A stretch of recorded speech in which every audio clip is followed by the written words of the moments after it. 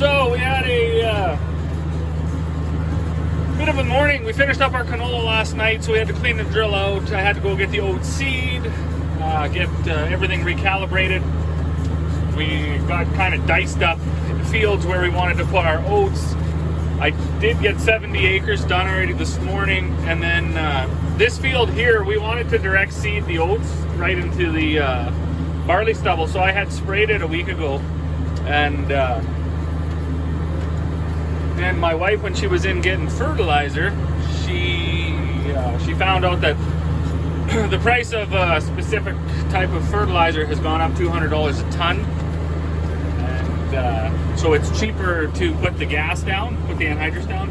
So we already had the tank, and it was still all hooked up, and it was full. So my dad just this morning he hooked onto it, and he's over there anhydrousing now. He's only got about 50 acres left, probably. I'm just starting out here. I just made a pass straight up the field because he's not done over there. So I'm gonna work my way to the north to those trees. By the time I get that side done, he'll be done over there, and we'll be able to finish that off. We don't have a whole bunch of acres of oats this year. We're gonna have maybe 220 or 30 acres. So once we get these oats done, then we'll be switching over to peas.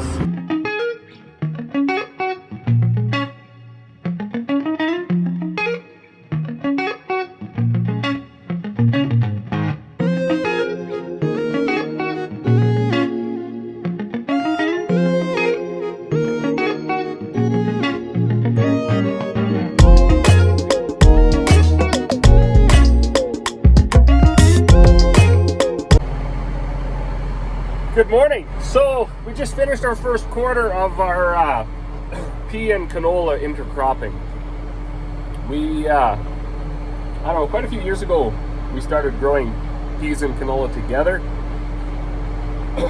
You're limited in spraying options, but you can, the peas rarely fall over. So up here in the peas, if you have a really nice pea crop, you know, come basically the first, second week of August, they'll actually start to fall over. If you get snow, if you get heavy rain, even a strong wind, they'll push them over. That's not the end of the world. You can put lifters on, you can do all sorts of things to get them. You may end up in a wet year with sprouting, with earth tag, with all this other stuff that downgrades your peas. So we started growing them with canola, and now they don't fall over quite as bad. We've had pretty good luck with it. We've been beat a few years on it too. The years where we really lost out were kind of years where everybody lost out. But I just finished up here now. So one thing about when we switched over, so as I said before, we don't have full blockage on our fertilizer runs. Now the fertilizer shank is ahead of the seed shank, and it's 3/4 of an inch deeper. So what we do when we seed our peas is we actually, because you don't need to put a lot, if any, fertilizer with peas. Some guys put a lot, some guys put none. We put a little bit. So what I do is the tank that feeds that front shank on the drill that goes deeper, I actually put the peas through there, and then the canola and the fertilizer I put through the same run, and that goes through the seed shank. So I only have these 5 blockage monitors to tell me if the peas are seeding at all. All these other ones now tell me if the fertilizer and the little bit of canola is going on. So I'm going to if you flip this button up, what it does is it shoots a little bit, it turns these rollers. So there's a little bit of product will go through. Should be enough to set these monitors off. Yeah, there you go.